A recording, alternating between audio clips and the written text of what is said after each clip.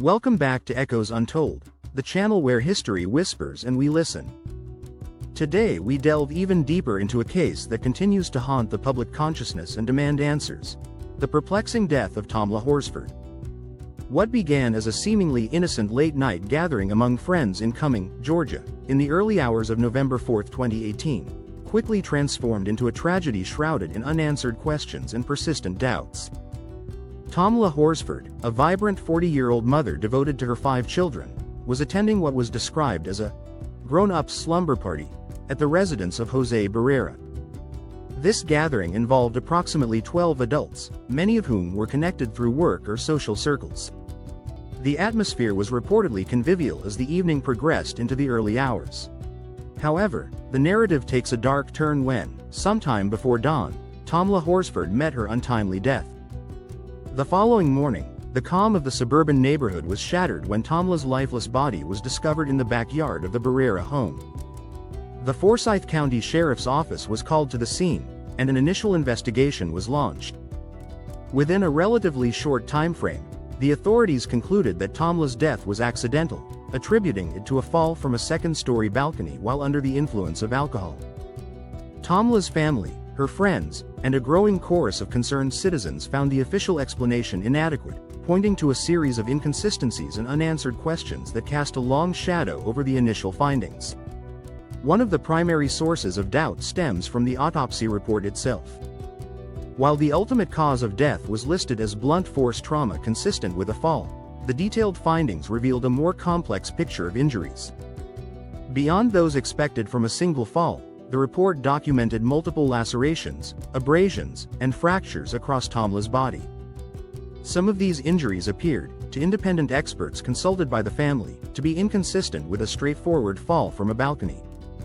The presence of head trauma, injuries to her hands and legs, and even what some have described as potential defensive wounds, fueled speculation that something more sinister might have occurred. Adding to the complexity is the significant gap in the timeline of events. While reports initially suggested Tamla was last seen alive around 2 a.m., the 911 call reporting her unresponsive body was not placed until nearly 9 a.m. This unexplained delay of approximately 7 hours has become a central point of contention. What transpired during those crucial hours? Why was there such a lengthy interval between when Tamla was last seen and when emergency services were contacted? These questions remain stubbornly unanswered, breeding suspicion and conjecture.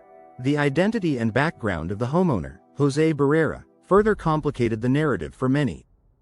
As a former probation officer with connections to local law enforcement, his presence at the center of this tragedy raised concerns about potential bias or undue influence in the subsequent investigation.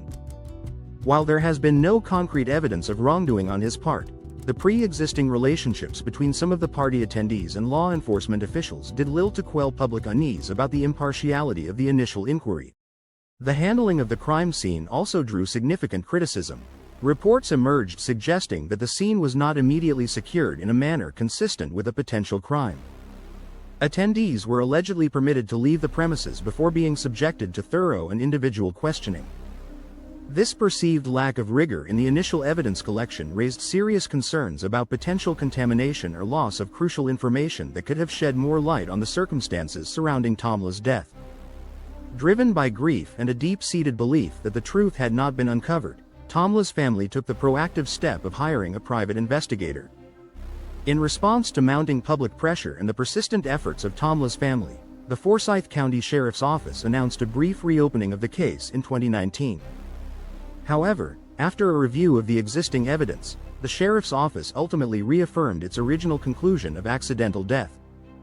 This decision, rather than providing closure, only served to amplify the calls for a truly independent and unbiased investigation, one free from any perceived local influence.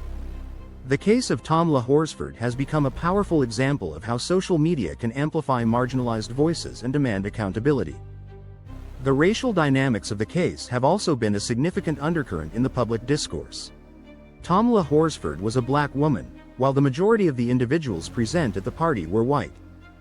Despite the unwavering advocacy of Tamla's family, their legal team, and the countless individuals who believe justice has not been served, no further official investigation has been launched by the relevant authorities. The Forsyth County Sheriff's Office continues to stand by its initial assessment that Tamla Horsford's death was a tragic accident resulting from a fall. The echoes of that fateful night in November 2018 continue to reverberate, urging us to listen more closely and to demand a deeper understanding of the truth. Please remember to like this video if you found it informative, share it with others who seek to understand these lingering mysteries, and subscribe to Echoes Untold, where history whispers and we listen. Fact-check note. The initial conclusion of the Forsyth County Sheriff's Office that Tamla Horsford's death was accidental has been consistently reported by reputable news outlets such as CNN, the Atlanta Journal-Constitution, and local Georgia news stations. However, these same sources also extensively document the ongoing skepticism voiced by Tamla Horsford's family, their legal representatives, and the public regarding the thoroughness and accuracy of the initial investigation. These reports highlight the inconsistencies in the autopsy findings, the unexplained gaps in the timeline, and the concerns raised by independent investigators, all contributing to the persistent calls for a renewed and impartial inquiry. Source: extensive reporting from CNN, the Atlanta Journal-Constitution, and various local news affiliates in Georgia covering the Tamla Horsford case from November 2018 to the present day, including interviews with family members, legal representatives, and analyses of official reports and independent investigations.